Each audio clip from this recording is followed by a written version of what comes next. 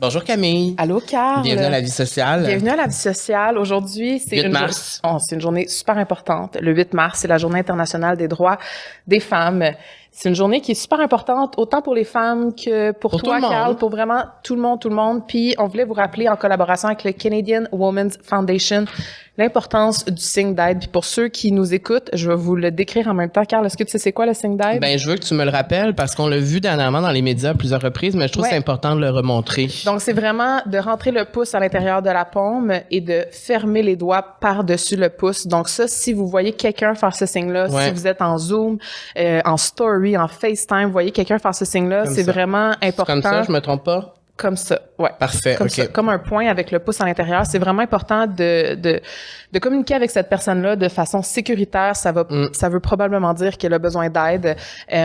Et si jamais vous avez plus d'informations avec cette personne-là, si elle est en détresse urgente, c'est vraiment important d'appeler le 911 ou tous les services d'urgence locales. Donc, c'est super important. C'est un super beau message, c'est super important. Puis ce signe-là, je trouve ça vraiment pertinent que ça existe parce que souvent, les femmes qui se retrouvent en détresse ne peuvent pas parler, puis souvent parce qu'elles sont en danger, whatever. Donc, c'est une belle façon. On va mettre le signe sur Instagram, sur TikTok, sur YouTube. Ouais. Il va être disponible pour tout le monde qui a besoin un peu plus d'aide. Parfait. Aujourd'hui, cet épisode est commandité par la Natura Casa. C'est une destination Saint-Jérôme que tu aimes beaucoup. Qui prône le retour aux sources et au naturel. Oui. Et je dois dire que j'utilise leurs produits depuis longtemps. Tu as lancé une collection en exclusivité avec eux l'an dernier. C'est devenu sold out très rapidement parce que c'est vraiment des produits de qualité. L'odeur aussi. Ça sent bon, ça sent frais. C'est léger, c'est doux sur la peau, ça fait du bien. Et ce qui est vraiment le fun avec la Natura Casa, c'est que vous pouvez la suivre sur les réseaux sociaux, sur Instagram, et elle vous parle directement. Ouais. Elle répond à vos questions directement. C'est vraiment un service personnalisé, je trouve, et c'est vraiment le fun. Puis elle a vraiment plusieurs types de soins, c'est ça que j'aime. Autant le Hydra Boost que des faciales. Allez la voir, c'est vraiment cool. Ou allez sur son site internet, vous allez pouvoir avoir 15% de rabais sur votre premier achat avec quel code promo, Carl? La vie sociale. Et voilà. Bon épisode.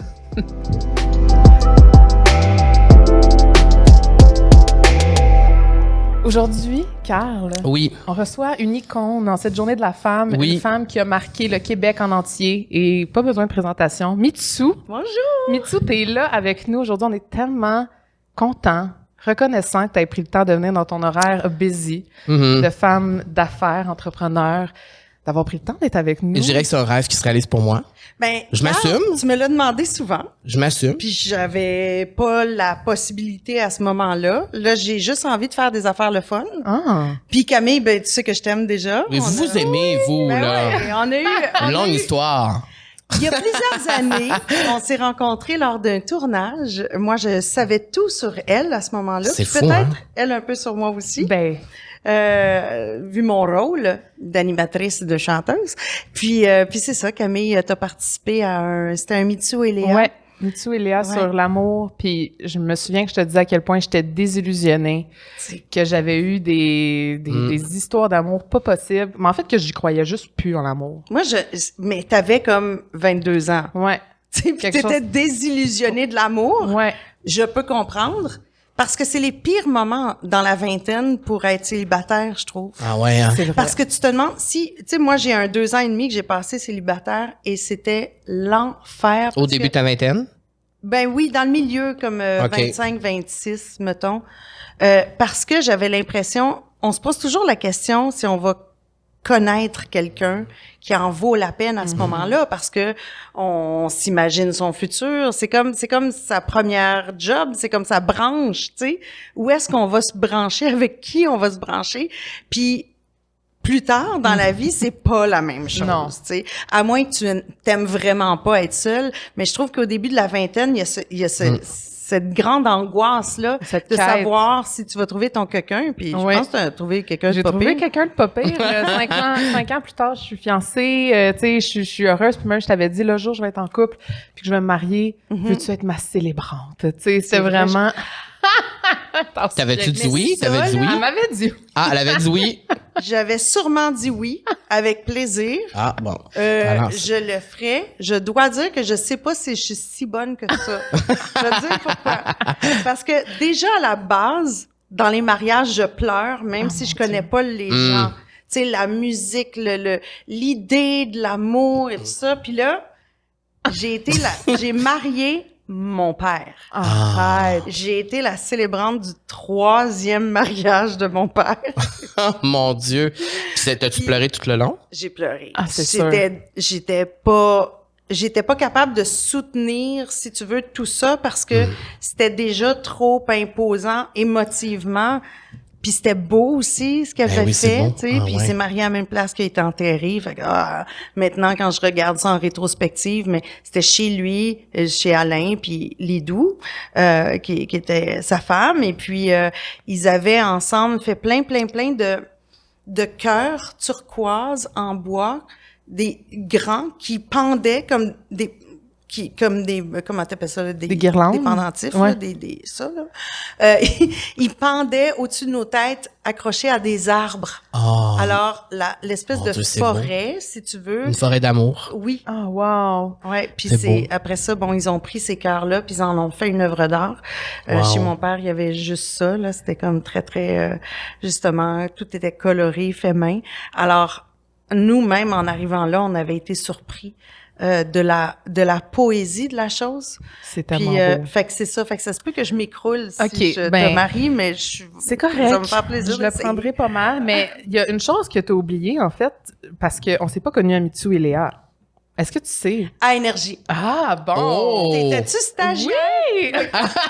Oui! Oui, c'est vrai. C'est ça. Moi, ça a été mon premier pas dans le milieu artistique. J'étais stagiaire à Énergie au show du matin pendant l'été. J'étais pas payée, là. J'étais stagiaire. Puis donc, je me levais t'avais pas travaillé avec moi? Oui, une semaine ou deux. Puis toi, après retour. ça... Non, oui. Ou au début? Au début. Toi, t'as quitté. Puis j'ai continué tout l'été. Puis je me souviens, tu as été comme une des premières artistes que j'ai vraiment rencontrées. Puis tu étais tellement fine. Puis je me souviens que ma famille me disait tout le temps, tu me fais tout le temps penser à Mitsu. Puis là, j'étais comme, voyons. Puis finalement, c'est ton énergie. Puis là, j'ai vu en faisant tes recherches qu'on a le même signe astrologique. Oh mon Dieu. Puis là, tu me dis, mettons que dans un mariage, tu pleures tout le temps. Oui. Ben moi, j'ai été maid of honor du mariage d'une de mes meilleures amies d'enfance et tout le long, j'ai pleuré. Sur toutes les photos, je pleure. Alors, je pense qu'on est vraiment plus connectés que je le pensais. Je pense qu'on a une énergie qui est semblable. Puis je suis vraiment contente que tu sois là, mais je sais que c'est la première... signe, on va le dire, c'est quoi? Hein? On est vierge. Vierge. C'est vierge. C'est vierge. Très terre à terre. Et moi, je suis poisson, donc je m'entends très bien avec les vierges. Ben, c'est vrai. Bonne fête. Merci, c'est dans 10 jours. J'aurai 32 ans. Wow. Ben ouais. Puis oui, c'est ça, terre à terre, des fonceuses qui ont une belle aura, je pense, on care pour les autres personnes. Puis je trouve que tout ça, ça te ressemble. Puis je suis vraiment contente que tu sois là. Puis je sais que c'est la première fois que vous vous rencontrez. Oui. Carl a une toute autre histoire que je sais qui aimerait parler. Ben c'est parce que pour moi, au début, quand on voulait t'inviter, j'étais comme un peu émotif ou stressé parce que Tu pensais pas qu'elle allait me dire oui, là? je pensais pas qu'elle allait dire oui, premièrement, parce que dans ma tête, c'est vraiment une icône. J'existe pas. Dans ma tête, c'est comme une reine à quelque part, puis... Je fais partie des personnages de ton enfance, comme Ben, France Reluge. Oui. Et je parle aujourd'hui pour plusieurs personnes queer. Et j'aime ça que tu souris quand je dis ça parce que l'impact que tu as eu dans la vie de plusieurs d'entre nous est incroyable. Et j'ai trouvé ça beau parce que depuis le début de ta carrière, tu t'es impliqué. Mais j'ai trouvé ça beau parce que dans les 2 dernières années, tu as fait bien des affaires avec la communauté et tout ça. Puis je trouve ça vraiment cool. Le numéro à Star Academy qui était hyper queer, vraiment cool, coloré, le fun. Puis mon Dieu, ça fait du bien de regarder la télé puis de se voir, tu sais. Et voilà. Alors moi, je veux juste te dire merci pour commencer, pour tout ce que tu as fait. Et quand tu disais que Camille te connaissait, pas tant. Parce qu'à un moment donné, j'ai fait le cours Mitsu 101 à Camille il y a peut-être 3 ans. Ben non, 2 ans. Ça fait 2 ans. Ouais. Et là, on parlait, à un moment donné, on était en voyage dans une chambre d'hôtel, on parlait, puis là, je sais pas pourquoi, on a commencé à parler de toi. Et là, je me suis rendu compte que il manquait bien des connaissances. Il manquait des bouts. Oui. Des bouts bien importants. Oui, oui. Les bouts les plus importants dans ma tête. Et là, ça en est suivi là, comme 2 heures de montrer toutes les vidéoclips, expliquer tout ce qui s'est passé, comme, tu sais, tellement avec une passion, parce que pour moi, c'est tellement important, tout ce que tu as fait, tu sais, la marque que tu as laissée, tout ça. Et voilà, donc après ce cours 101-là, là, on était sur la même... Qu'est-ce qui manquait? Ben, il manquait... Dis-moi. Ouais, il manquait, dis-moi, peux-tu croire? Ouais. C'est quelque chose. C'est ça. Mais c'est parce que moi, je t'ai connue déjà plus tard, tu sais, puis... en fait, moi, c'est mes parents, j'écoutais pas la télé, j'étais pas dans le même... j'avais pas le droit d'écouter vraiment la télé, les clips musicaux. Mon père disait tout le temps c'était trop olé olé, tu sais. Fait que je manque de cette culture que Carl m'apporte, heureusement, mais... Et Madonna est ma plus grande idole. Donc, ce que tu as fait ressemble beaucoup à ce que Madonna a fait pas mal dans les mêmes époques. Donc, pour moi, c'était vraiment important que Camille soit au courant. Alors, je lui ai tout dit, tout raconté, tout montré. Voilà, alors, elle a tout vu. Et je commencerai avec une première question qui est pourquoi aussi tôt dans ta carrière, aussi jeune, c'est important pour toi d'inclure la diversité dans ton art, autant dans tes visuels, dans tes chansons, de t'impliquer comme ça? C'était juste naturel? Ça fait juste partie de mon ADN, je pense.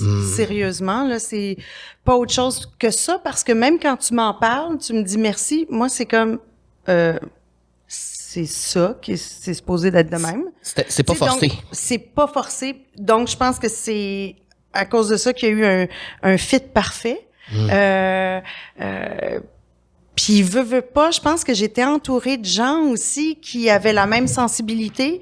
J'ai un gérant qui a travaillé avec moi, Pierre Gendron, pendant 10 ans, qui était très ouvert. On s'est connus. Lui était serveur dans un club, puis moi... beaucoup trop jeune cliente. On dira même pas quel âge. Non, mais c'était au Sphinx sur la rue Stanley, en face de chez Editorial, tu sais, dans le coin Oui. Puis, fait que c'est ça. Donc, pour lui aussi, c'était la même chose. Donc, que ce soit si tu veux, une parcelle d'idées qui arrivait de moi ou de lui, c'était comme ça allait vers cette direction-là. Puis, il y avait, c'était normal parce que en même temps, bon, c'était dans les années 80, il y avait aussi un pouvoir qui était accordé peut-être nouveau, si tu veux. Bon, il y a eu les années 70 où enfin les gays ont pu commencer à s'extérioriser. Puis dans les années 80, ben ça a fait comme boum, ça a explosé. Puis il y avait une beauté de ça. Puis en même temps, il y avait tout le phénomène du sida qui arrivait en même temps. Donc c'était important de faire de la place pour ce discours-là. Puis moi, je pense que tu sais, je me suis jamais considérée comme une personne queer, mais c'est tout ce monde-là, il fait partie de mon imaginaire autant qu'il fait partie du tien. Tu sais, c'est comme un style, c'est comme quand t'aimes le manga, quand t'aimes, je veux dire, c'est une culture, puis c'est juste, c'est ça. Quand je te parle d'ADN, c'est vraiment ça. Tu sais, bon, pour te donner des exemples plus concrets, peut-être pour toi, le lancement de El Mundo, le lancement de Bye Bye Mon Cowboy, c'est fait au Belmont, sur la rue Saint-Laurent, qui existe encore maintenant. Oui, je suis allée voir quelques spectacles là-bas déjà. Ah, bon. J'ai vu la sœur de Beyoncé en spectacle là-bas. T'as vu quoi? La sœur de Beyoncé. T'as pas vu Solange en spectacle au Belmont? Oui, on était 75 personnes. C'était il y a à peu près 6-7 ans avant que ça. Ben oui, non, je te le dis. Il y a 6-7 ans. Oui, c'était connue. Elle était connue déjà. Mais c'était à son Lemonade n'était pas sortie, par exemple. Non, pas encore. Non. Donc c'était peut-être 2014. Avec sa non, pas encore, parce que là, elle est devenue. Elle est devenue, oui. Et le Belmont, c'est une très belle salle. Je veux juste dire. Solange, c'est une des préférées de ma sœur Abeille. Donc oui, elle l'adore depuis toujours. Moi aussi, je l'aime, Solange. Ouais. Fait que à part Solange, il y avait toi. Il y avait toi au Belmont. Puis après ça, on est allé faire le lancement de El Mundo, qui était mon premier album, au Sécurité Maximum, qui était vraiment un vrai de vrai bar gay sur près de Sainte-Catherine et Saint-Hubert à peu près, puis c'était immense. Puis on a fait le lancement là, puis c'était tellement le fun, justement, parce qu'il y avait quelque chose avec la communauté. Une électricité, là. Une électricité, oui. Et puis le fait que mon look aussi était plus grand que nature. Oui. Je pense que c'est ce que la culture du monde queer, c'est d'être, parce que t'as été tabassé, d'être plus grand que nature aussi, devenir le super-héros de tes rêves. Puis je pense que c'est ce que j'ai essayé de faire à ma manière. Ben c'est beau parce qu'encore maintenant, cette année, tu t'impliques. Nous, on est des fans de RuPaul. Ouais. Et t'as été une des juges invitées. Oui. On veut tout savoir sur cela. On a reçu Gisèle, justement, Oui. dans le balado. Ça va sortir très bientôt. Comment c'était ton expérience? Mon expérience était vraiment le fun. Ouais. Mais ça commence d'il y a plus longtemps, puis je peux vous raconter rapidement pour ceux qui ne le savent pas aussi. On va faire du 101, justement, comme tu disais. Un cours 101 minutes. J'étais en train d'écrire un album qui était mon album américain. Bye Bye mon cowboy avait fonctionné, Dis-moi aussi. Puis j'écrivais avec un gars qui s'appelait Jimmy Harry, qui était à New York, qui était le collaborateur de RuPaul. Ah ouais. Qui avait écrit Supermodel, You Better Work avec RuPaul. Et puis à un moment donné, Jimmy m'a dit, ça te tenterait-tu? Je pense que RuPaul t'a écrit quelque chose, t'a écrit une chanson. Là, je fais comme, tu me niaises. Ben voyons donc. Oui, parce que, écoute, nous, on l'adorait. Là. Tu sais, c'était l'époque de la rue Saint-Laurent, puis du Salvio et tout ça. Tu sais, donc, on écoutait beaucoup. Moi, j'étais fan de RuPaul au départ. Puis ça, c'est quoi, à la fin des années 80, peut-être, début 90? Ouais. Puis donc, j'ai entendu la chanson, puis c'était Everybody Say Love, que j'ai évidemment faite. Ben et voyons donc. Paul est venu le jour de l'enregistrement de la toune à New York. Puis, tu savais pas ça? Mais non. Ben non. T'as-tu déjà raconté cette histoire? Oui, mais Donc, pas assez souvent. Non. Donc, t'as été en studio avec RuPaul. RuPaul est venu en studio avec moi, me cheerer up pour l'enregistrement de Everybody Say Love. Et à Toronto, à Montréal? À New York. À New York. Dans le petit appartement de schnout de Jimmy Harry. Puis j'étais très nerveuse ce matin-là parce que je me disais, mais comment je m'habille? C'est vrai. Puis je m'étais arrangée comme cute, un peu crinquée, mais pas trop, tu sais, parce que j'allais faire quand même une session d'enregistrement en studio. Puis RuPaul est arrivé, imaginez-vous donc, en jeans, t-shirt et casquette. Non. Pas de maquillage, rien. Et là, mais j'étais tellement impressionnée parce que je me disais, c'est ça dans le fond. Qu'elle soit habillée en jeans ou en paillettes, dans le fond, c'est le même être humain, la même créativité, le même amour qu'on va lui vouer. Puis évidemment que RuPaul serait pas arrangé 3 heures pour venir me regarder chanter. C'est sûr. Mais tout était cute. C'était logique. Tout était mis cute. J'étais correcte, là, j'étais décente, tu sais. Mais ça m'a donné vraiment, c'était une belle leçon.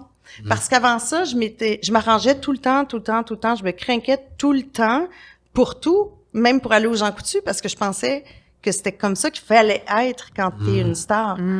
Puis il y a beaucoup de gens encore qui me demandent maintenant, mais comment tu fais pour marcher dans la rue? Puis je suis comme, je marche dans la rue parce que j'ai une tuque à la tête, puis que je vis simplement, puis que dans le fond, je ne cherche pas l'attention. Alors mon aura à moi, il est pas flamboyant à ce moment-là. Fait que je pense qu'on arrive, puis je pense que RuPaul arrivait à se glisser, ou peut-être moins maintenant. Évidemment, tu sais, parce que bon, là, c'est RuPaul, c'est une grande entreprise. Oui.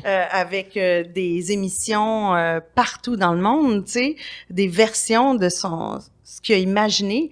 Puis RuPaul, avant d'être RuPaul, était un chanteur punk. C'est le premier band. On apprend des choses. J'apprends des choses. Ouais, il était dans un band punk, vraiment.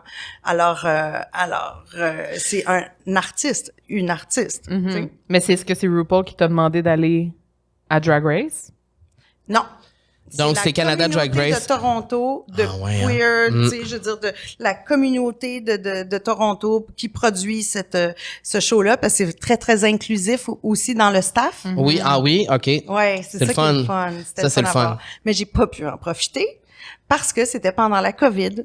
Alors, je suis arrivée là, j'ai passé 5-6 jours dans une chambre d'hôtel.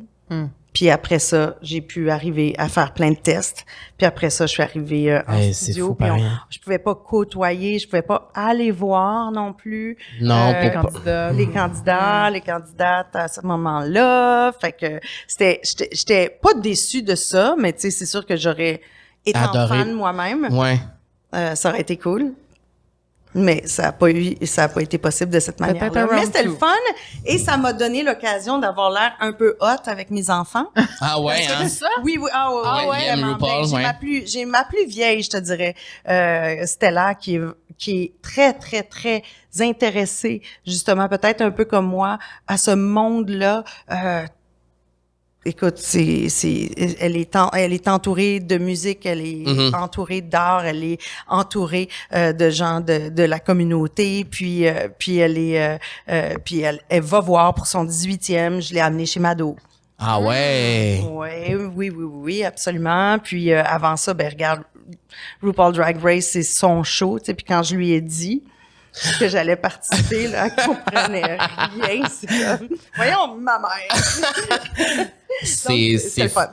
Puis je trouve ça le fun parce que toi, tu as connu RuPaul avant, tu sais, parce que la nouvelle génération, RuPaul, pour nous, c'est RuPaul assis derrière le comptoir, puis tu sais, son émission. Mais en réalité, RuPaul, ça a été une pop star aussi, tu sais. Il y a un album qui était très successful et tout ça. Et déjà là, tu rencontrais RuPaul et tout, puis moi, un des moments qui m'a le plus touché dans ta carrière, c'est ton implication dans la lutte contre le sida. Tu en as parlé tantôt. Le moment où tu as fait un test de dépistage en direct à la télévision,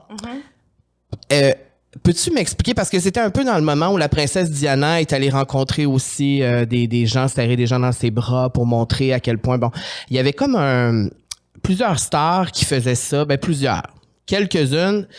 Parce qu'il fallait quand même avoir du courage pour faire. Oui, mais il fallait que tu aies du courage puis de l'audace de le faire. T'avais pas peur de ce que les gens allaient penser à cette époque-là, à ce moment-là, ou de te faire juger, ou.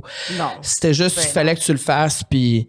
Non, on savait très bien qu'il fallait faire de l'éducation, puis on avait trouvé un concept, justement, avec Pierre, mon gérant, on avait refait Comme j'ai toujours envie d'aimer au départ. Oui. Puis, dans le clip, le concept était que c'était comme semi-sensuel, là, si tu veux, là, avec... Tu serres dans tes bras des personnes. Tu dans mes bras, on est proches, on s'embrasse, on se colle et tout. C'est un beau clip en noir et blanc. Puis à la fin, il est écrit que toutes ces personnes-là sont atteintes du VIH. Et puis ça avait quand même fait jaser. Puis c'est pas juste faire jaser, ça avait éduqué certaines personnes aussi. Puis, il y avait une émission qui s'appelait Studio Libre avec Michel Deshôtels, qui était l'animateur. Puis, il avait demandé, c'était le fun comme concept parce qu'il demandait à plein de gens dans la communauté artistique de faire des chroniques. Puis, moi, il m'avait demandé de faire des chroniques. Puis, on avait trouvé ce concept-là aussi, où je ferais une prise de sang. Justement, un test live. Dans ce temps-là, ça prenait 1 semaine à avoir le résultat. Fait que donc, il y avait un médecin qui était Monsieur Clément, qui était là. Et puis, par la suite, 1 semaine après, on revenait tous, puis il me donnait le résultat. Puis, il fallait quand même... c'est sûr que juste avant d'entrer dans le studio, j'ai comme compris ce que je veux dire, l'ampleur. Oui. Parce que ça aurait pu être, une autre réponse que celle que j'ai reçue, là. Est-ce que tu te prépares aux 2 scénarios dans ta tête avant de rentrer? La réalité, c'est que j'avais pas trop pensé. Je voulais juste le faire pour le faire, puis pour montrer que, puis tout ça, c'était comme bon. Mais c'est ça. C'était quand même très, finalement, à la toute fin, j'étais contente de l'avoir fait, mais il y a eu un moment où ma tête a commencé à tourner, puis je me suis dit, dans quoi je me suis embarquée? Finalement. Mais je pense que c'était une bonne chose. Est-ce que ça, puis tu vois, tu m'en parles encore. Oui. Mais ça, j'ai l'impression que ça t'a peut-être encore plus serré avec la communauté. Ça t'a rapproché de la communauté, ça? Oui, puis à ce moment-là, on faisait, il y avait des marches aussi, tu sais. Ouais. Il y avait vraiment des marches pour l'éducation, puis avoir des fonds aussi. Est-ce que tu as des amis qui ont eu le sida? À l'époque, des gens avec qui tu travaillais ou... Oui, un des comédiens dans le clip de 10 mois, d'ailleurs. Ah ouais? Oui, qui est toujours vivant. Beau comme un dieu. On le salue. Ça n'a pas de bon sens. Beau comme le ciel, tu sais. Puis c'est ça. Non, ça paraissait pas dans sa face. C'est important, vraiment important. Puis une autre chose qui est importante aussi, c'est aujourd'hui la Journée internationale des droits des femmes. Et tu as sorti un livre avec tes sœurs. Oui. Mais je dois dire que le 8 mars, c'est aussi la fête de ma maman. Alors, ouais, pour nous, le 8 mars, c'est une grosse journée, c'est une belle journée. C'est ça. Ah, ben on la salue, on l'aime.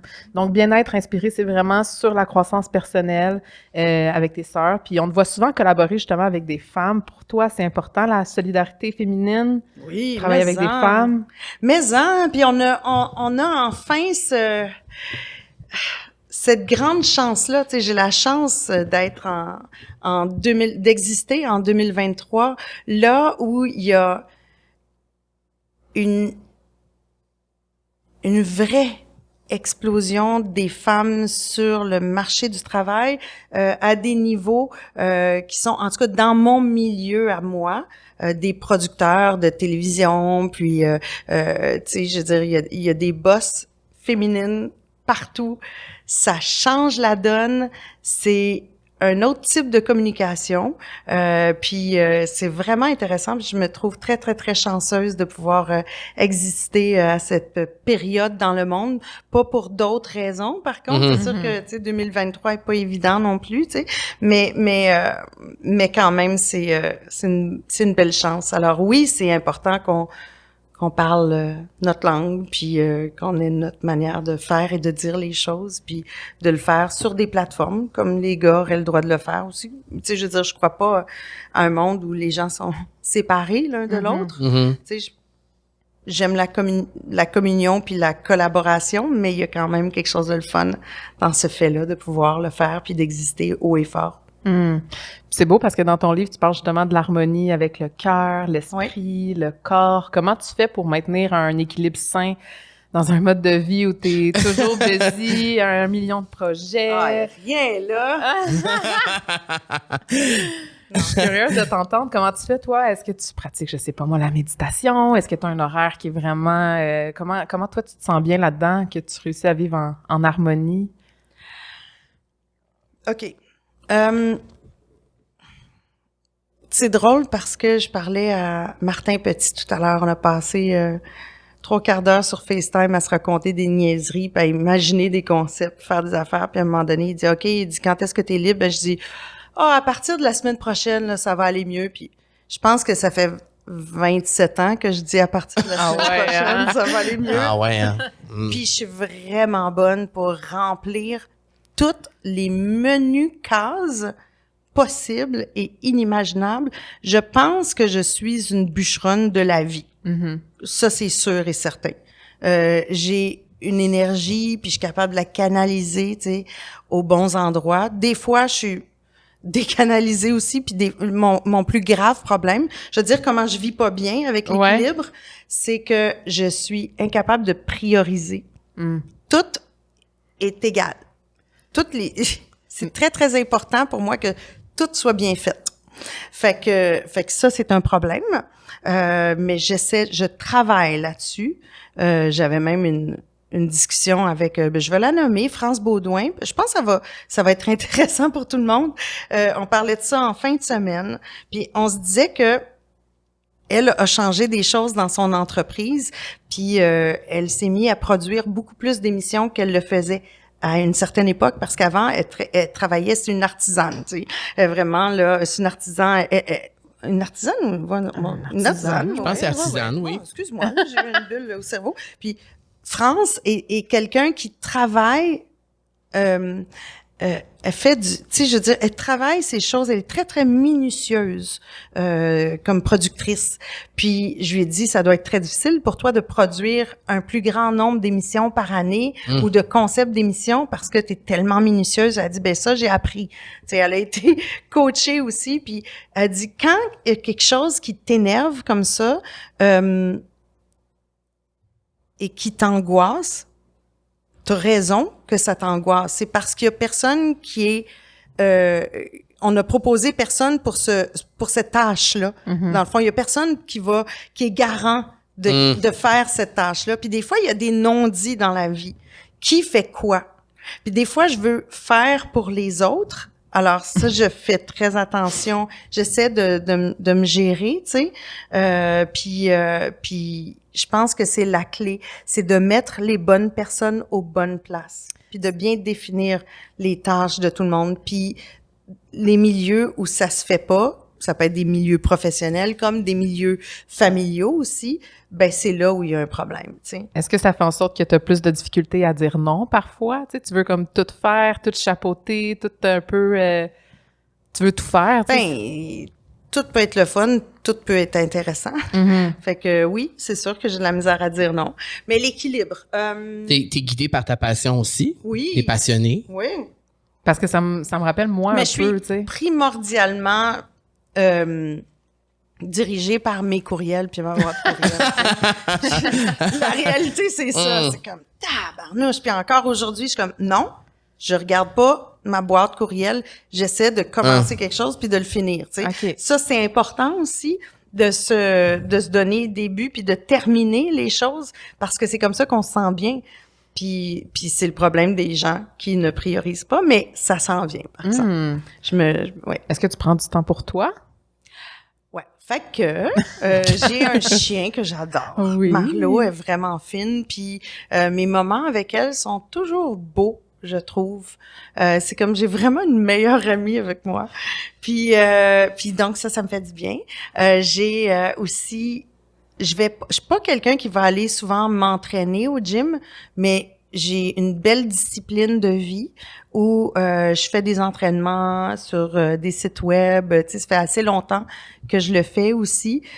Puis bon, avec le temps, on change. Tu sais, notre corps de femme change, notre énergie change. Alors, faut savoir comment faire évoluer son workout aussi. Puis donc, je fais ça. Puis quand ça va vraiment pas, je respire. Ça fait du bien de respirer. Moi, là, l'application Respire Relax, c'est la meilleure affaire au monde. Respire Relax. Respire Relax, ça m'a sauvé de grands Comment ça fonctionne? Ça t'envoie une notification de dire respire? Non. Quand tu as besoin de respirer, tu l'ouvres, puis ça t'aide. Ça te fait, dans le fond, c'est de la respiration. Un breathwork. Ouais, c'est ça, c'est du breathwork. Oui, c'est sûr que c'est du breathwork, mais c'est une manière très simple de respirer 5 secondes, inspirer, expirer 5 secondes, puis tu arrives à régulariser ton corps, puis à te déposer à quelque part. Mais j'ai fait des séances de vrai breathwork de 2h30 aussi, puis ça c'est quelque chose d'autre. Ouais, ça c'est spécial. Parce que breathwork, c'est un nom qui implique beaucoup de choses. C'est ça. Ouais. Mais quand tu le vis pour de vrai, tu réalises que toute ta vie, t'as pas tant bien respiré. Moi, souvent, mettons, comme là, on parle de respirer, je suis comme... ça fait... Je pense qu'aujourd'hui, j'ai pas pris une grande respiration. Tu sais, ça fait tellement du bien. Mais tu sais quoi? Quand on commence à respirer de cette manière-là, une fois de temps en temps, on peut pas toujours respirer consciemment. Puis regarde, on en perdrait du temps, puis de la concentration, puis de l'énergie. Mais bon, c'est quand même bien d'y penser, puis d'en faire un bon exercice. Mais quand j'ai commencé consciemment à le faire, j'ai réalisé que les gens qui fument la cigarette, c'est pour ça aussi. Ben oui, dans le fond, c'est... Ah ouais, hein? Tu sais, ton inspiration puis ton expiration qui fait tant de bien, ben elle peut être prise autrement. Ouais. Puis c'est drôle, même affaire, tu sais, je te parlais du truc de 2h30 que j'avais fait de breathwork, là. C'est une espèce de thérapie, si tu veux, puis c'est comme prendre du LSD ou des champignons, ça peut t'amener aussi loin, ça peut amener certaines personnes aussi loin que ça, dans l'espèce de lâcher prise, puis de se voir, si tu veux, d'en haut un petit peu, là. Ça, tu le fais en groupe ou seul? Je l'ai fait en groupe. En groupe? Oui, j'accompagnais mon neveu, que j'adore. OK. Puis il voulait le faire, puis sans aller dans les détails, puis j'allais dire, je serais vraiment la matante conne si je parlais de ces affaires. Mais j'y allais pour lui, puis finalement, j'ai réalisé juste même avant de commencer qu'il y avait une raison pour laquelle j'étais là. Ah ouais. Ça, c'est le fun, ça. Quand on fait des choses, on en a parlé avec Vanessa Pilon, justement, de ça, de ces voyages-là qu'on peut faire ou d'aller un peu plus loin, profond à l'intérieur pour avoir des réponses à nos questions et tout ça. C'est bon, ça. Faudra en faire une ensemble. J'aimerais ça. Une activité de même. J'aimerais vraiment Tu pourrais te joindre à nous. Je peux te donner le site web de la fille. Ben ouais, donne-moi Elle est au Mexique, mais elle fait ça en Zoom. Tu peux faire une On pourrait le faire en Zoom. Ah ouais. Ah, c'est le fun, ça. Ça m'amène à parler de réinvention parce que pour moi, tu es la reine de la réinvention. Tu t'es transformée plusieurs fois dans ta carrière, autant dans ta carrière de chanteuse. T'avais plusieurs styles différents. Chaque nouvel album, il y avait une ère. On sentait quelque chose de différent. Et je veux savoir, est-ce que dans ta carrière de chanteuse, quand tu étais plus jeune, c'était important pour toi de te transformer constamment? Ça faisait partie de ton processus créatif? C'était et ça te permettait de... Pourquoi c'est important en fait pour toi de te transformer constamment? Je pense pas que je me transformais. Tu te réinventais, Ouais, c'est ça. Tu parlais de Madonna, elle faisait. Elle arrivait avec les cheveux noirs. Elle, tu sais, je veux dire, je l'ai fait une couple de fois. Bon, le trip de changer de coupe de cheveux, là. Mais je pense que elle, tu sais, le pris pas mal plus au sérieux. Moi, il y a quand même un personnage que j'incarnais, mais qui montrait différents aspects d'elle-même. Mais tu sais, c'est quand même toujours resté pas mal la fille fonceuse. Puis je reviendrai là-dessus parce que j'ai une autre bonne anecdote. Mais c'est ça. C'était important parce que, dans le fond, c'était un jeu. Faire des vidéos, là, c'est le fun en est. Ah ouais, hein, c'était ce que t'aimais le plus. J'adorais ça parce que c'est de la mise en scène, c'est de la direction artistique, c'est de la production, tu sais. Puis c'est vraiment, ça a été mes plus beaux trips, tu sais, de faire ça. Tu sais, mais dès le premier single, dès le premier album, c'était tout de suite, les couvertures d'albums étaient vraiment parlaient souvent aussi bien que la musique, tu sais, puis il fallait que les deux fassent un. Fait que c'était plus de créer des univers à chaque fois. Parce que tu as tellement de clubs iconiques. C'est parce que moi je me demande souvent, puis là t'es devant moi donc je peux te poser la question. Quand on est Mitsou, et j'ai vu le documentaire de Pamela Anderson ce week-end, et j'étais profondément touchée par... moi, cette femme-là me touche profondément, et je sais pas trop pourquoi, je suis fascinée par elle. L'amour de l'amour. C'est le fun de son comeback, quand même. Ah, mon Dieu, moi, ça me fait du bien, moi, ça.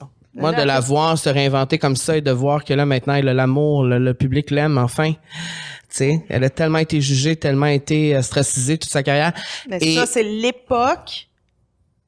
Justement, les années 50, on l'avait avec Marilyn aussi, mais c'était l'époque des, tu sais, je veux dire, où on nourrissait ce mythe de la dame blonde, tu sais. Donc, dès que t'étais beau ou belle, on pourrait dire la même chose. C'est bizarre, hein, mais je pensais, OK, trop d'idées en même temps. Mais oui, mais Pamela a été ridiculisée très longtemps, puis peut-être que parce que son image était si forte, elle-même, même si elle le disait, les gens ne l'écoutaient pas. Elle avait probablement le même discours qu'elle a maintenant, en plus. C'est ça qui est grave. Oui. Mais le fait qu'elle soit trop belle ou trop veux pas, que tu es... Assumée aussi. Que tu es un pénis, que tu es une vulve ou un vagin ou quoi que ce soit, ou les deux. Quand quelqu'un est beau, et excitant, c'est pas la personne qui est l'objet de désir qui ne pense plus. C'est la personne qui désire.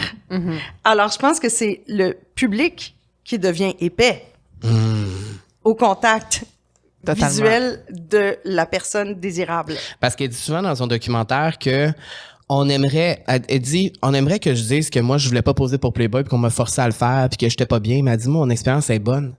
J'aimais ça. J'étais en plein contrôle. Je voulais faire ça. J'aimais ça. Et, tu sais, tu disais nourrir ce stéréotype-là. Toi, est-ce que tu avais l'impression qu'on te forçait à le faire ou t'étais juste... Toi, t'étais juste toi, là? Ah oui. Moi, je poussais l'enveloppe. Regarde, Comment t'étais, toi, quand t'avais 17-18 ans? Ah, t'étais flyée. Tu comme, justement... pousser des, tu sais, je veux dire, ouvrir des portes, t'éclater, prouver à ton père puis ta mère puis ou whomever ou tes amis du secondaire que toi tu l'as l'affaire puis que t'es wild puis que tu vas gagner. Oui, c'est sûr. C'était juste ça. C'était juste une jeune fille de 17-18 ans qui tripait fort, tu sais. Puis non, il m'est pas arrivé de me faire demander. Attends, il est arrivé. Une fois où j'étais pas en contrôle de mon look à moi, Puis c'était aux États-Unis parce que j'avais l'impression, c'était pour une couverture de Bye Bye Mon Cowboy, mais version américaine avec une version anglaise dessus. Puis c'était un cover de justement de remix. OK. Puis je les avais laissés faire eux autres parce que c'était des Américains. Puis je me disais qu'ils devaient connaître bien plus que moi, tu sais, sur le look, puis sur le marketing, puis comment faire ça, puis tu sais, comment être un artiste hot. Puis finalement, écoute, je suis comme, ça a juste pas de bon sens. Je suis comme devant une motocyclette en léotard avec un coat de cuir gold, puis pas maquillée. Hein? Fait que c'est que, mais tu sais, comme maquillée, mais pas en Mitsu. Parce que, tu sais, bon, moi, j'ai le eyeliner, j'ai des choses très précises que j'ai développées parce que c'est moi. Ton image de marque. C'est ça, c'est mon image. Puis là, je les avais laissés faire. Puis après, je regarde ça. Puis quand je regarde cette photo-là, ça me rend triste. Je suis comme, pauvre fille. Là, vraiment, t'avais donné ton pouvoir à quelqu'un d'autre. Mais c'était intéressant parce que je l'ai fait une fois. Puis tu sais, je veux dire, puis j'ai compris, ça m'a servi de leçon quand même. Ouais. Là, on te connaît beaucoup plus comme animatrice, moins comme chanteuse.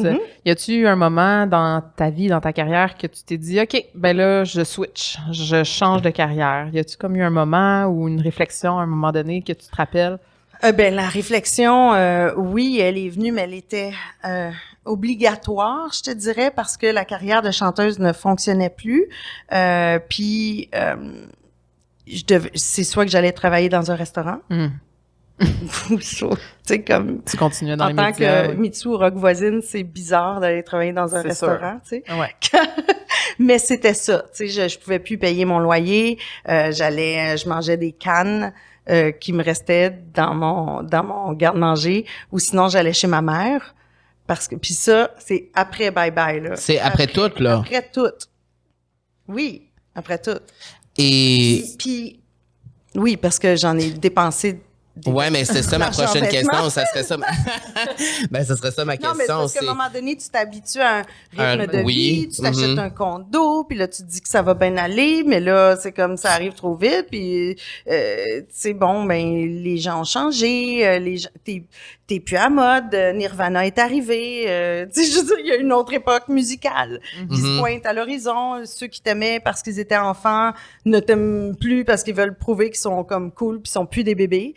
Fait que c'est comme, il y a comme un bout vraiment tough à passer, puis j'étais dans ce bout-là, puis il fallait que je crée quelque chose, puis avec mon nouveau chum de l'époque, qui est devenu mon mari, le père de mes enfants, il m'a proposé quelque chose parce que lui était musicien aussi, puis il avait envie de faire de la musique, puis il y avait une sphère musicale qui était auquel on touchait moins, mais qui était la musique pour image. Tu sais, j'aurais pas nécessairement pensé ça comme à moi tout seul, là, mais ensemble, en équipe, lui venant du monde de la production aussi, parce qu'il était directeur de prod publicitaire, de films publicitaires, puis moi, connaissant quand même beaucoup de gens dans le domaine, on s'est dit, OK, go, puis j'ai pas pu racheter les droits de mes chansons que j'avais créés. Non, ils ont été vendus à Unidisc, qui est une compagnie de justement de publishing, d'édition. Mais je pouvais peut-être être en contrôle de mes prochaines actions musicales. Puis le disque qu'on a fait par la suite, qui est un disque qui s'appelle Mitsu, où il y a les ronces, où il y a Ouvre-moi, puis tout ça. C'est pas le disque, moi c'est mon disque préféré. OK. C'est pas celui qui a marché le mieux, mais en même temps, c'est avec ce disque-là qu'on a développé Dasmo, c'est-à-dire tous les réalisateurs, Rudy Toussaint, qui est avec nous encore, Sari Dajani, qui est avec nous encore, Alexis Dufresne, qui était mon ami du secondaire, compositeur, qui maintenant travaille à Radio-Canada, qui est le plus grand mixeur de son, un des plus grands mixeurs de son de Radio-Can, Miklos Simpson, qui travaille avec Fabienne Larouche depuis tout ce temps-là, après qu'il nous ait quittés. Mais donc, ça fait que de créer cet album-là, éponyme, qui était le mien, qui m'appartenait pour la première fois, ça n'a pas été un succès, mais en même temps, ça a été le début de mon nouveau succès qui est devenu, Dasmo, puis Vidéo MTL, puis Grande par la suite.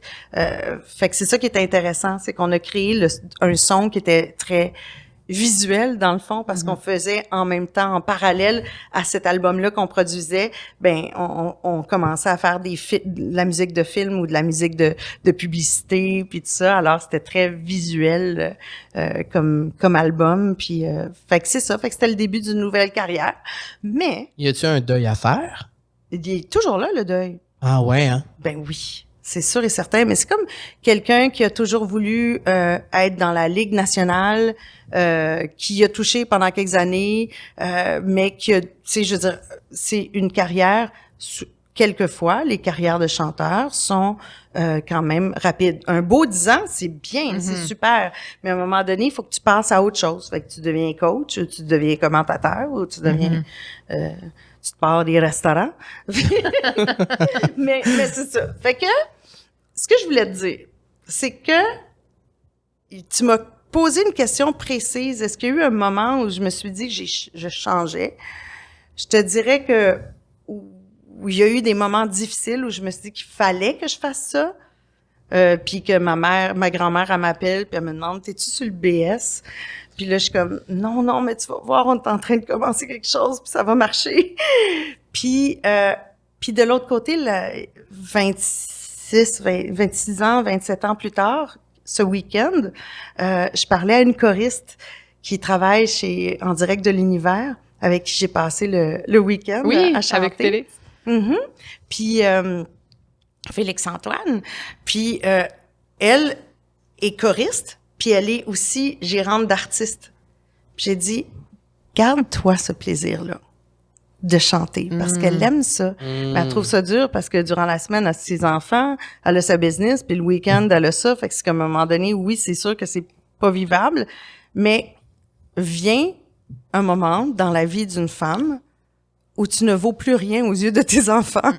Ils sont adolescentes, puis t'es plus cool, t'es plus rien. Il y en a qui se séparent aussi, puis que, tu sais, c'est comme leur valeur personnelle. Si elles ont tout donné juste à la famille, c'est sûr qu'il y aura toujours des regrets. Mais en même temps, de se garder cette part de plaisir où you own this. Ça, je sais que c'est à moi. C'est pas être égoïste non plus, c'est juste de penser à soi. Il faut s'en garder, il faut se garder des petites affaires. Puis peut-être qu'un jour, tu vas devenir mom Instagrammable. On verra. Mais ça, c'est tes passions, garde-les, nourris-les à quelque part, même si ça paraît pas. Parce qu'à un moment donné, c'est ça qui va te nourrir dans les moments plus difficiles où, bon, il y a encore des changements de vie, tu sais. Puis c'est ça. Fait que moi, je me garde ces moments-là de plaisir. Ça n'a pas toujours été plaisant pour moi de retourner sur la scène parce que je trouvais que c'était comme de filer que soit t'es has-been ou que t'es plus vraiment là. Tu sais, il y a comme une espèce de aigre doux, si tu veux, de goût aigre doux que tu peux avoir. Mais à un moment donné, tout ça se met à faire du sens. Puis tu te dis, je vais choisir ces moments-là comme des cadeaux. Tu tripes-tu comme Star Academy, c'est un bon exemple. C'est écœurant. Ben, c'est tellement le fun. J'aime ça t'entendre parler de ça parce que quand j'ai vu ce numéro-là, Star Academy, moi, je te voyais en tournée, moi, là. Moi, là, j'étais là, moi, elle va partir en tournée, là, let's go, là, c'est comme... Mais peut-être justement que c'est parce que tu choisis si bien ces moments-là précis où tu vas avoir du fun que c'était magique ce numéro-là, ce moment-là, puis on sentait que t'étais vraiment là, tu sais, t'étais dedans le moment, puis t'étais bien, puis t'étais heureux, puis c'était beau, c'était... Tu sais, tu te rappelles de tes lacunes, tu te rappelles de tes questionnements de l'époque, puis les conseils que tu peux donner aux gens plus tard.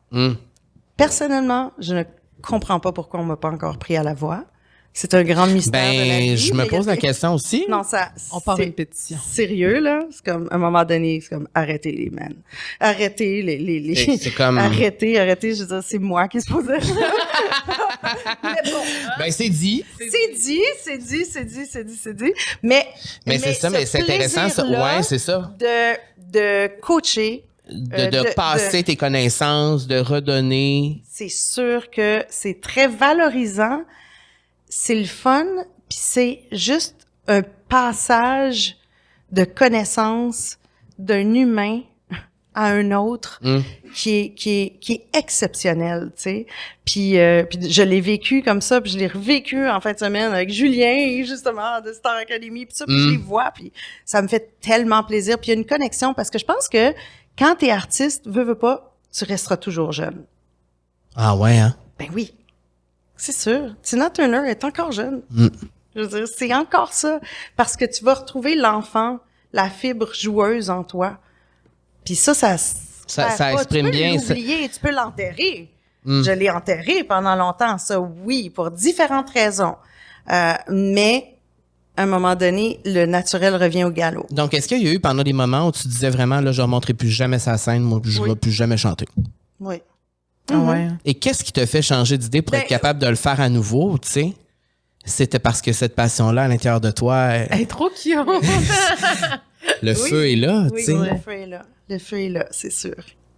Puis avec la compagnie que j'ai, qui est Rayon, entre autres, on n'est pas une compagnie de disques, puis on peut le faire, mais à petite échelle, parce qu'il y a des gens qui le font beaucoup mieux que nous, mais on se concentre sur toujours la musique sur image, mais on fait de la libération de droits, puis on travaille sur les droits de synchro des artistes. Donc, ils nous donnent pas leurs droits d'auteur, mais il y a une partie quand justement tu fais de la musique pour l'image ou que tes chansons sont apposées sur une scène de film ou de télésérie ou de jeux vidéo, il y a des droits justement qui sont intéressants que nous on peut aller chercher pour les artistes. Donc juste de pouvoir être en contact de cette manière-là, j'ai encore le pif d'aller, je pense, chercher les bons artistes avec mon équipe, puis on peut développer aussi à cause du web, c'est vraiment le fun parce que je peux envoyer à Ludivine qui travaille avec moi, qui est la directrice générale de cette compagnie-là que l'on a, j'y envoie un lien d'une chanteuse en Belgique, puis elle l'appelle. Puis 3 jours après, on est en Zoom, puis on voit s'il y a une possibilité de la signer, tu sais. C'est hallucinant, c'est le fun, là. Puis toute cette question-là de droit... de A&R, tu sais, de recherche artistique. Toute cette question-là de droit et tout ça, ça te touche parce que toi, t'as pas pu avoir les droits de ton propre catalogue. Puis est-ce que c'est quelque chose qui serait possible un jour que tu récupères ton catalogue? Avec cette compagnie-là, je ne le sais pas. Je t'avoue que je pense pas. Est-ce que c'est quelque chose que tu souhaites encore? Je te dirais qu'ils l'ont acheté genre pour 30 000 $ à l'époque. Oh, tout le catalogue. Puis mon chum a voulu acheter genre les Chinois pour mon mariage puis mon 40e. Puis il demandait 40 000 pour une. Fait que c'était comme genre, tu sais, je te dis pas les chiffres exacts, mais genre ça le ball game. Fait que puis c'est même, je pense que pour eux, ils ont travaillé à acheter ce catalogue-là. Il y a une bonne partie du catalogue québécois qui leur appartient. Puis en ce moment, on est privilégiés parce qu'avec notre compagnie, on les appelle aussi pour acheter les droits de plein d'autres artistes pour une production. Donc, il y a quand même ils collaborent, mais ils l'ont acheté, puis c'est leur droit, c'est comme ça. Alors, quand tu vois des histoires comme Taylor Swift, là, qui a comme tout perdu puis qui a refait tout ça, moi, je trouve ça beau. En fait, moi, ce qui m'avait touché à Star Academy le plus, c'était qu'on rende hommage à ton répertoire, à ton catalogue, parce que je trouve qu'on le fait pas assez souvent. Je trouve qu'on le fait pas assez souvent, puis je trouve que notre génération aujourd'hui, souvent, quand je parle aux jeunes gays, je trouve que c'est pas assez reconnu ça, et je trouvais que Star Academy c'était la meilleure plateforme pour le faire. Et autant que Taylor Swift a réenregistré ses albums pour ravoir les droits, je trouve que c'est autant une belle manière pour toi de célébrer ton catalogue, de dire ces chansons-là, c'est moi qui les chante, elles sont à moi, tu sais. Ouais. Mais je suis une fille qui va vraiment tout le temps de l'avant. Oui, mais c'est beau ça, c'est le fun ça. J'aime même pas regarder un film 2 fois. Ah ouais? Non, je suis pas capable. Faut que ça soit nouveau. J'aime, comme l'avant-garde, c'est une des valeurs qui me, tu sais, comme si je veux me décrire ou décrire mes goûts, mes passions, tout ça, l'avant-garde, c'est vraiment comme une des choses. Donc toi, t'es pas comme Pamela Anderson à retourner dans tes souvenirs puis de. Tu les as. C'est le fun de regarder ça avec les gens, mais j'ai besoin d'aller en avant. Puis un documentaire, Mitsu. Ben ça, il faudrait il faudrait bien. Il faudrait. Mais pourquoi tantôt t'as dit j'ai une anecdote à dire par rapport au fait que t'es fonceuse? T'as dit j'ai une anecdote par rapport à ça. Ah non, c'était... Attends une minute. Tu m'avais posé la question sur... On parlait... Non, je me souviens plus. Non, mais t'as dit faut que je vous raconte ça. Puis là, je m'en rappelle plus. Ah non, OK. Je sais c'est quoi. Tu m'as demandé tantôt... Je sais pas. OK, c'était... Tout à l'heure, vous m'avez parlé de qui c'était Mitsu, puis est-ce que je changeais de personnage, par exemple, par rapport à Madonna. Comme Madonna, ouais. Moi, c'était le personnage d'une femme très indépendante, fonceuse. Ouais. Elle n'a pas souvent été triste, mettons. Alors, on a calissé une. Elle a dit bye-bye à son cowboy. Elle dit, mais qu'est-ce que je vais faire de toi? Elle dit, non, c'est pas comme ça qu'on fait l'amour. Elle était très, tu sais, justement, indépendante, puis go-getter, si tu veux. Puis, c'est drôle parce que il y a avec ChatGPT, l'intelligence artificielle, tu peux maintenant faire des chansons à la manière de, tu sais. Oui. Puis là, j'étais avec un gars qui est un Montréalais qui est en train de faire vraiment développer des concepts extraordinaires en intelligence artificielle. Puis il dit, regarde, il dit, on était dans un restaurant, on prend le téléphone, OK, on s'inscrit. Moi, je m'inscris parce que j'étais pas inscrite encore à cette formule-là. Puis il dit, fais une chanson à la Mitsu, Bye Bye Mon Cowboy. Puis l'intelligence artificielle fait une toune. C'est comme, ah ouais? Ouais. En 3 secondes et quart, même pas, là. Mais c'est une chanson qui est beaucoup trop romantique et fleur bleue. Fait que je suis comme, non, ChatGPT, ça marchera pas. C'est comme, il faut que ça soit un petit peu plus assumé. Puis l'intelligence artificielle m'a fait une seconde chanson. J'ai dit non, c'est pas encore assez assumé. Ah ouais. La 3e, c'était pas pire, puis j'aurais pu la chanter. Ah! Hey, c'est fou pareil. Ouais. Ça fait peur quand même. C'est vrai oui, ça c'est un autre sujet. Puis à qui appartiennent les droits de cette 3e chanson? C'est fou, hein? Ça va être vraiment le nouveau casse-tête. Parce que je pense pas que l'intelligence artificielle va faire tout pour nous. Au contraire. Parce que ce que tu fais avec l'intelligence artificielle, c'est que tu es comme le producteur ou le directeur artistique de la machine. Parce que tu lui dis ce que tu veux à la base, puis après tu tweaks. Tu sais, fait que c'est ça qui est intéressant, c'est que c'est pas tout cru dans le bec, puis ça va être ça. À part dans la création, tu sais, à part si tu demandes des faits médicaux ou légaux, bon, même encore le légal, des fois, bon, ça s'argumente, comme on dit, mais des informations médicales, ben tu vas les avoir parce que c'est noir et blanc. Mais en même temps, quand tu parles de création, là, ça devient autre chose. Puis c'est ça qui est intéressant de ces machines-là. Puis on est comme en ce moment à l'époque que toi tu l'as même pas connu, mais quand le précurseur de Internet était Minitel en France. Puis on est comme dans le Minitel de l'Internet. Tu sais, dans 5 ans déjà, ça sera pas pareil. Puis dans 10 ans, ça va être un autre monde. C'est le fun que tu parles de ça parce que ça m'amène aux réseaux sociaux. À l'époque, quand tu étais une pop star et tout ça, et les réseaux sociaux n'existaient pas, c'était les médias traditionnels. Est-ce que tu penses qu'aujourd'hui, c'est plus difficile pour les pop stars avec les réseaux sociaux ou plus facile? Est-ce que ça ajoute un niveau de...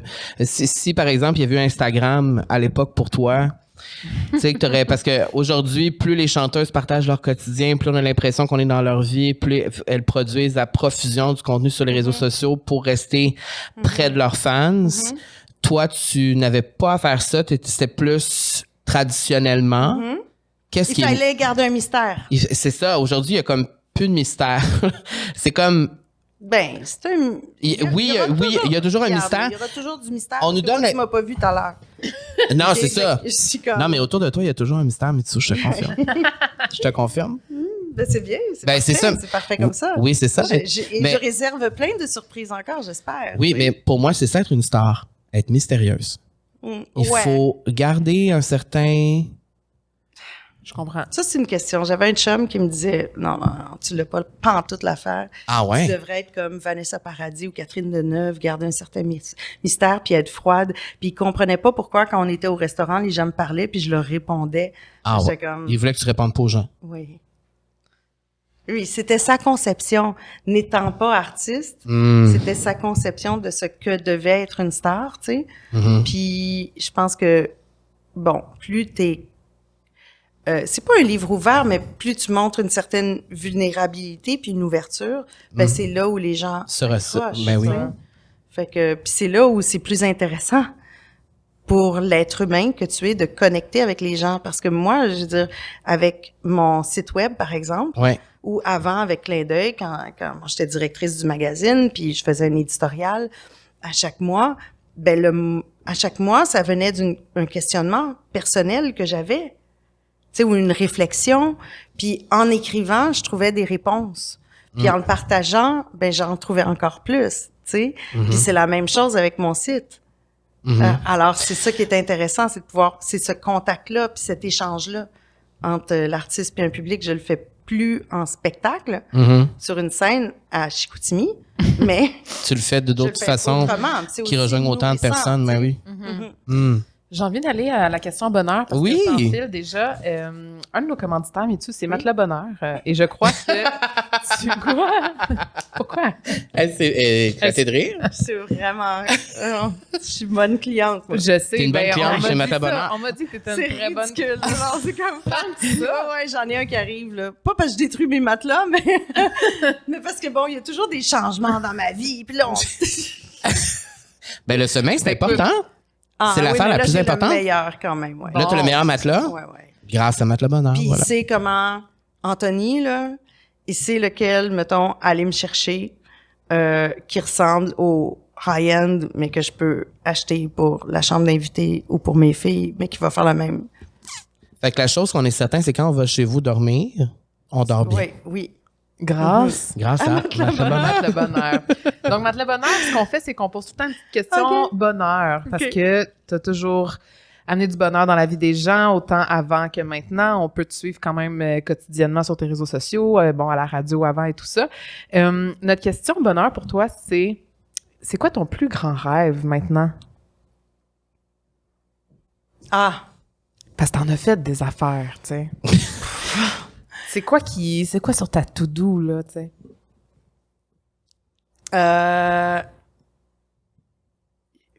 Je pense que je suis là pour détruire des mythes. C'est-à-dire que j'ai écrit un livre, tu l'as mentionné avec mes sœurs, puis c'était mon rêve, là, d'écrire un livre, mais finalement, ça fait mal! Puis c'est long! Puis c'est tough! Mais t'es content après, oui, mais c'est beaucoup plus douloureux que ce qu'on l'imagine, puis c'est un travail assez ardu et hardi. Et puis après ça, là, mon prochain... Moi, c'est plus comme un bonheur, c'est de trouver une inspiration. C'est ça, OK. Au Nouvel An, moi, je souhaite aux gens toujours l'inspiration. Parce que je pense que quand t'en as pas, quand t'es pas inspiré, ou c'est comme le désir. Tu sais, le désir, c'est pas juste sexuel, c'est le désir d'avancer, le désir d'accomplir quelque chose ou un rêve ou une idée ou un projet. Puis, fait que là, mon prochain, c'est parce que si je le dis, je sais pas si je vais le faire, mais je retournerai à l'école de l'humour. Je suis jamais allée en fait, mais je voudrais scénariser. Alors, si jamais j'arrive à trouver une époque dans ma vie où je peux prendre le temps de faire ça, c'est ce que je ferais. J'ai une idée un concept de série. Je sais pas si je vais me rendre au bout de ça, puis peut-être je vais trouver ça bien plus difficile que je pensais, évidemment. Mais pour moi, c'est ça, le bonheur, c'est l'inspiration. C'est d'avoir encore un autre rêve. Mais là, tu parles que ton livre t'a fait du mal. C'est parce que t'es allé puiser dans des émotions, t'es allé chercher des blessures. Mais c'est parce que travailler avec ses sœurs, t'as toujours été très proche de tes sœurs, mais de travailler avec tes sœurs, c'est vous êtes retournés dans toute votre vie comme... Ouais, non, c'est pas ça. C'est vraiment, c'est physique. C'est le travail que ça prend pour faire le livre. À quel point c'est difficile. Écrit, t'es assis longtemps. Puis ça fait... Tu sais, comme, je me suis retrouvée à un moment donné au chalet, puis je criais toute seule dans ma maison. J'étais comme, je suis tannée! Quand est-ce que ça va sortir? Quand est-ce que je vais l'avoir? Je me pognais à la bonne affaire, puis j'ai trouvé la twist, puis j'ai trouvé le moyen ou l'inspiration, ou le moyen d'exprimer exactement ce que je pense, puis ce que je veux donner aux gens. Parce que un livre, c'est, surtout au Québec, c'est pas qu'on sait, là, c'est tellement cliché de dire ça. Mais bon, j'ai eu une avance, puis je pense que ça va être tout. Tu sais, je veux dire, c'est ça. Je travaille pendant 1 an, puis j'aurais pu faire 2 articles de MeToo Magazine, puis ça aurait marché. Mais en même temps, c'est pas la même valorisation. Non. Ça, bon, on était 3 quand même. Oui, donc, mais aussi avec tes sœurs, c'est le fun, tu sais, que ça existe, que ça... C'est pas que j'ai pas été payée, c'est que j'ai séparé en 3. Mais c'est quoi la motivation derrière ça? La motivation, c'était... Je sais pas, je pense que à la fin, on a trouvé la raison pour laquelle on l'a fait. À la fin. Et c'était? C'était après que le livre soit sorti, c'est que... Puis ça a été le fun avec mes sœurs, là. Ça a été cool. Il y a eu des moments où on a dû se parler, mais justement, on a appris à mettre nos limites, savoir comment communiquer ensemble, pas en tant que sœurs, mais en tant que... Partner, quasiment. Oui, partenaire. Puis le respect, on l'a toujours eu, mais tu sais, je veux dire, à un moment donné, chacun a ses limites, tu sais. Puis après on a lancé le livre un mardi, mais moi, je savais que le jeudi, j'allais à l'hôpital de Sainte-Agathe avec mon père pour avoir ses résultats. Tu sais, s'il y avait un cancer, il venait de faire une biopsie, puis il est mort 2 semaines après. Après la sortie du livre. Ouais. Fait que on était là quand il est décédé chez lui, tu sais. Fait que c'est un travail qui s'est fait ensemble avec sa femme, de pouvoir connaître quand est-ce qu'une émotivement est à sa limite, comment on peut travailler ensemble. OK, moi je vais dormir. J'étais pas là à la mort de mon père, parce que c'est passé à 4h30 du matin, puis mes 2 sœurs étaient là avec lui, avec les doux. Mais moi, je savais à 11h30 que si j'allais pas me coucher, je serais pas capable de traverser. Je savais pas qu'il mourrait là, cette nuit-là, mais ça, c'était ma limite. Puis il fallait que j'aille dormir. Puis tu vois, ce qui s'est passé, c'est passé. Puis après, quand je suis arrivée, c'était pour m'organiser avec le reste, parce que c'est fou, là, tu sais, toutes les étapes c'est un marathon. C'est un marathon, puis qui dure longtemps, puis c'est de l'organisation. Puis c'est des papiers à signer, puis tout ça. Puis, tu sais, on se le dit encore, à quel point, si on n'avait pas écrit ce livre-là ensemble, on n'aurait pas passé à travers la mort de notre père la même manière. Aussi soudé. Ouais. C'est beau. C'est vraiment beau. Je trouve ça beau parce que c'est rare qu'on voit des gens faire des projets en famille. Puis, tu sais, moi, je peux parler pour moi, mon frère et moi, jamais de la vie ça pourrait se passer. Puis, toi, peut-être. Mais tu sais, je veux dire, je trouve ça beau, puis je trouve ça inspirant quand même de se dire, on a des différents, puis on traverse toutes des choses, mais la motivation est quand même de se sentir bien à travers ce processus-là, de grandir, puis de partager ça à d'autres personnes pour qu'elles aussi se sentent entendues. Tu as toujours été proche de tes sœurs. Oui, mais il y avait comme le numéro magique 3 dans cette situation-là d'écriture était super intéressant. Parce que si moi, j'avais une frustration avec Noémie, j'avais Abeille pour palder, tu sais. Puis elle était tout le temps comme toi, puis ou, tu sais, parler à l'autre, ou c'était toujours ça. Il y avait toujours un équilibre qui se faisait, un triangle magique. Puis ça, je pense que ça fait partie aussi de la bonne formule. C'est drôle, hein? Mais ouais. Puis là, t'as été au Salon du Livre, justement, t'as rencontré des fans, t'as rencontré des gens. Comment qui a été perçu, ce livre-là, auprès des femmes? Moi, ce livre-là, il est pas assez lu. Je pense qu'il est très bon.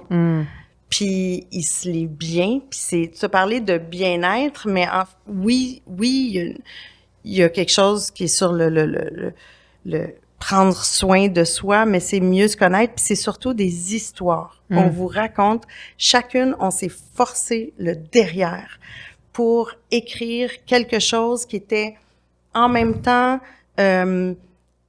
instructif, mais tellement entertaining, avec la bonne histoire pour qu'on puisse passer au travers. Puis maintenant, c'est dur de lire les livres parce que on manque d'attention. Il était toujours plus intéressant, plus rapide sur les réseaux sociaux. Puis ce livre-là, pas qu'il soit qui manque de matière, au contraire, il y en a beaucoup, mais il est sectionné justement pour pouvoir écrire, pour pouvoir lire une histoire puis une autre. Oui, il est super bien monté. C'est ça, fait que pour moi, je trouve que c'est un livre qui est vraiment je te le recommande. Je vais aller l'acheter. On le recommande. On s'en va en voyage, je vais l'amener. Mais c'est parce que c'est tellement important d'acheter des livres. Les gens vont se connaître, vont se reconnaître à quelque part. Si c'est pas en moi, c'est en Noémie, c'est en Abeille ou c'est en la dynamique, mais il y a quelque chose. Puis comment tu vous décris chacune? Comment? Il y en a une qui est plus qui a plus de guts, l'autre qui est plus sensible. Je suis un petit peu plus, comment dire, pas fouetteuse, mais d'action. Moi, je suis driven. Pourquoi je trouve pas le mot en français? Entrepreneur. Non, c'est pas ça. Je suis intéressée par les problèmes. Ah ouais. Fait que moi, tu me dis un problème, tu vas vouloir le trouver régler. la solution. OK, c'est ça. N'importe quoi. OK? Ben ça, c'est le fun en travail d'équipe, en tout cas, d'avoir quelqu'un comme ça. Oui, mais en même temps, je gosse. Ah ouais. Je donne toujours trop de conseils.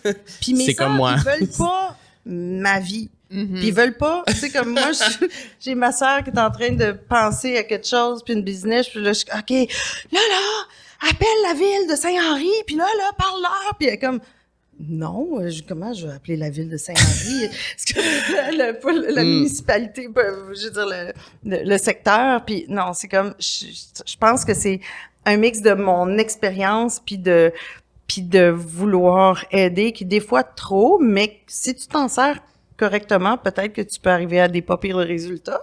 Mais tu sais, on a tous des désirs qui sont différents, tu sais, je veux dire, mes valeurs de vie ne sont pas les mêmes que ceux de ma sœur Abeille, qui, quand je disais, OK, ben on se fait un meeting demain, samedi, 10h, c'est bon pour tout le monde, puis elle est comme, de quoi tu fucking parles?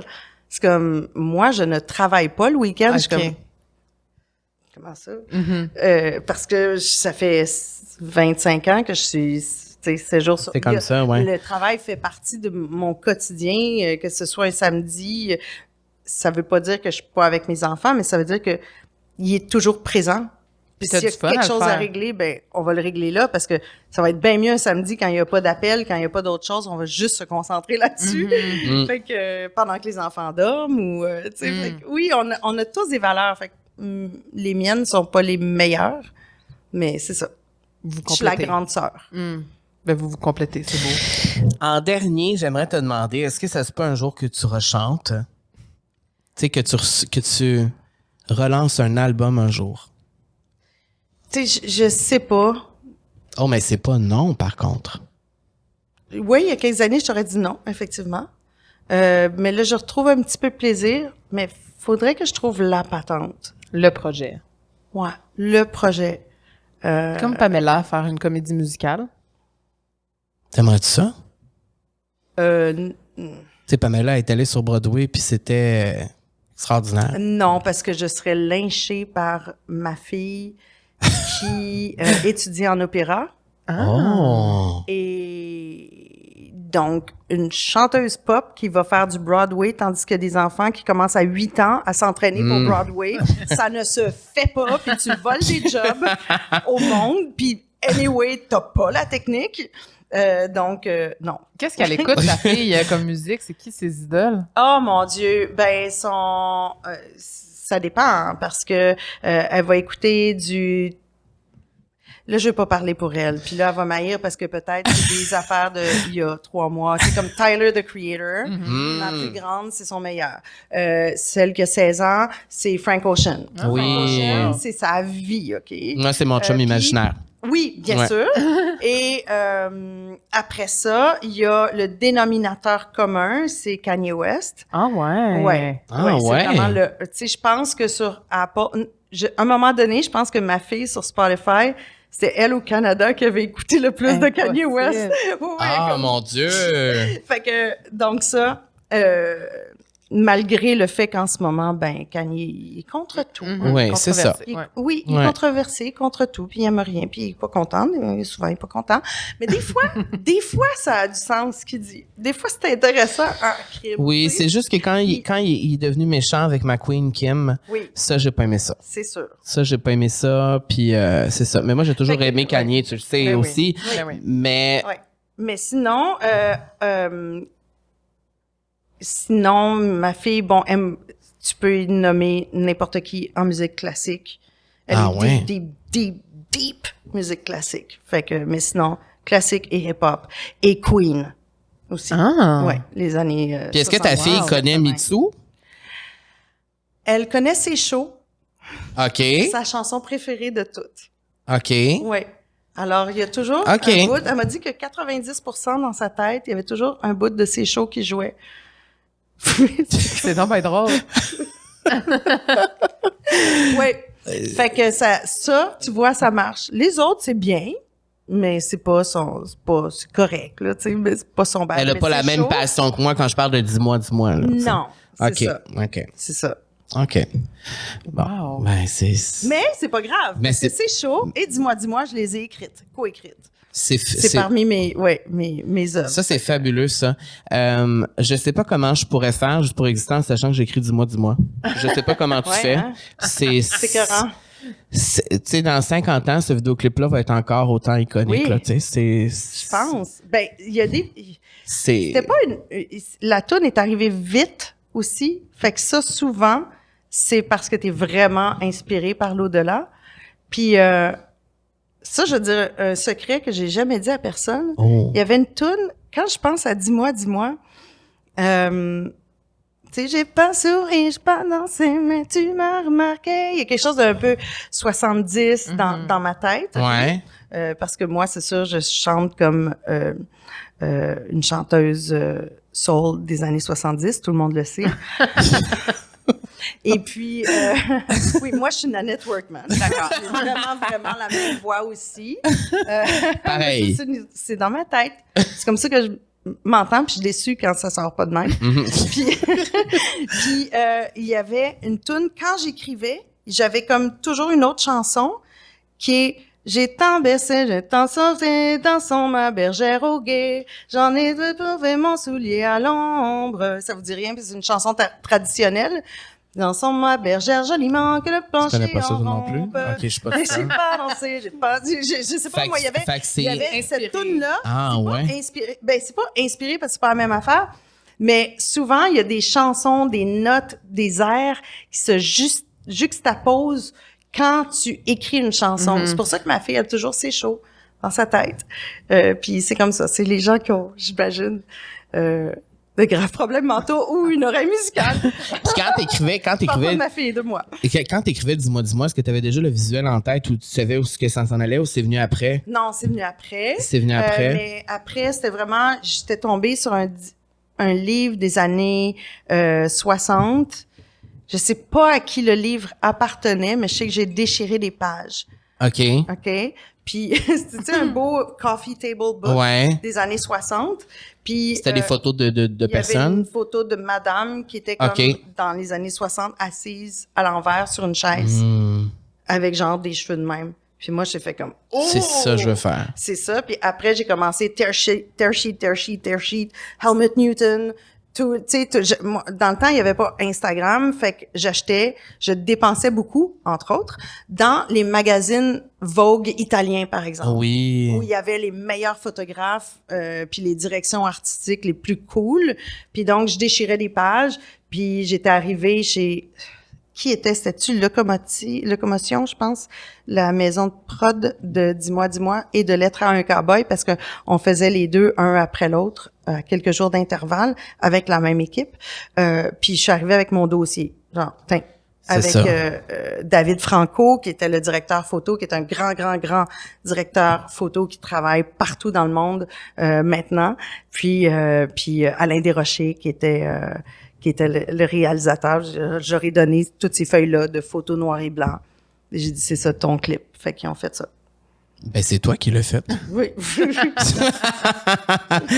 Wow. Ben, on est à la fin. Ça fait déjà 1h30 quasiment qu'on parle. C'est tellement le fun de parler avec toi. Ça pourrait durer des heures. Ben, merci. Si t'as d'autres questions, tu peux m'écrire. C'est sûr que parfait, tu checkeras tes DM. Ouais. Tu checkeras tes DM. Non, mais c'est parce que je trouve ça super intéressant de connaître le processus créatif derrière tes chansons. Comment tu as fait pour les écrire, ce que tu sais, parce qu'aujourd'hui, avec Instagram, c'est comme plus facile. On a accès à tellement d'images, mais back in the day, je t'imagine avec les magazines, découper puis dire, OK, moi, c'est ça que je veux, puis là, le faire, puis que les images existent encore aujourd'hui. Mais tu sais quoi? Une des plus belles choses que j'ai entendues l'année dernière, c'était de Sébastien Sauvage, qui est mon photographe à Mitsumag, puis il m'a dit, moi, je me suis désabonnée, pas à toutes les pages qui l'énervent, mais à tous les photographes de ma génération, parce que il y a cette espèce de complexité où tu as l'impression l'autre personne vient-tu te faire quelque chose de similaire ou tu sais, il dit je veux m'inspirer d'autres choses, de l'art en général plutôt que de juste trouver mes idées dans une source de gens de ma génération qui me ressemblent. C'est vrai. Tu sais, puis c'est pour ça que aller voir justement de l'opéra, des expositions, des musées, être en contact avec toutes les plus petites salles d'exposition à Montréal, une fois de temps en temps, quand t'as 5 minutes, puis que t'es déjà stationné, puis que tu vas au restaurant, tu vas là avant. Mais c'est comme, puis de pas gêner, puis de dire bonjour, puis de poser des questions, parce qu'il y a rien comme quelqu'un qui t'explique l'exposition, au lieu que tu essaies de deviner c'est quoi, puis quelle est l'intention derrière ça. Puis c'est là que tu te nourris, tu sais. Fait que c'est de se nourrir autrement. Puis ça, qu'on soit en 2023 ou en 1983, on peut le faire. C'est beau, ça. C'était magnifique. Ça termine bien. C'est inspirant. Ouais. Ça me donne envie d'aller au voir une Centre-Phi. petite expo. Oui, on va aller au Centre-Phi. On va aller... en plus, je reviens de Paris. Je suis allée au musée, tout ça. Wow! Bon, ben parfait. C'est ça. Moi, je suis juste bien contente d'avoir pris mes vivances parce que j'ai pas oublié le nom de gens avec qui j'ai travaillé. Non, tu te rappelles de tout. Tout allait bien. Oui, oui, ça a bien été. T'es très bonne. Et là, on peut te suivre vous. Qu'est-ce qui se passe? Parce que là, tu fais tout le temps plein d'affaires. Fait que là, à un moment donné, on le sait plus. Là, t'es plus Là, à il y a la le radio. livre. Premièrement, il y a le livre qu'on peut se procurer. Toujours le Mitsu Magazine qu'on peut lire, qui est super intéressant, qui touche plein de thématiques. Vraiment, c'est ça qui est le fun. Parce que quand tu vas sur ton site, on peut vraiment... On y trouve de tout. J'ai même fait un article. Oui! T'as fait un article? Sur le voyage. Ah oui, hein? c'est Non, fa- sur Non, l'amour. Ah, sur l'amour, mais tu parlais de voyage dedans. Oui, sûrement. C'est ça. Mais tu peux en faire d'autres, hein? Parfait. Si ça te tente. Ouais, ça Toi me aussi, tente. Carl. Mais Ah. tu t'écris déjà. Moi, j'écris déjà. Mais on pourrait faire des articles. Oui, quand tu veux. Moi, j'écris toujours, moi, là. Donc, ça. nous, on peut te suivre à part les réseaux sociaux. Ben, tes- c'est ça, tes Mitsu petits Mag, projets. sinon Sur les Instagram. projets, oui, puis mais c'est surtout d'aller voir, oui, effectivement, le site parce que c'est là où ça se passe, puis de me suivre avec nos compagnies Rayon, Dasmo, Grande aussi, parce que c'est le fun de voir ce qu'on fait ici au Québec au niveau de la production. Puis Oui, puis c'est le fun de te suivre sur les réseaux sociaux parce qu'on a un contact direct vraiment avec toi. Tu publies bonne. souvent. T'es très bonne. merci, c'est un exercice.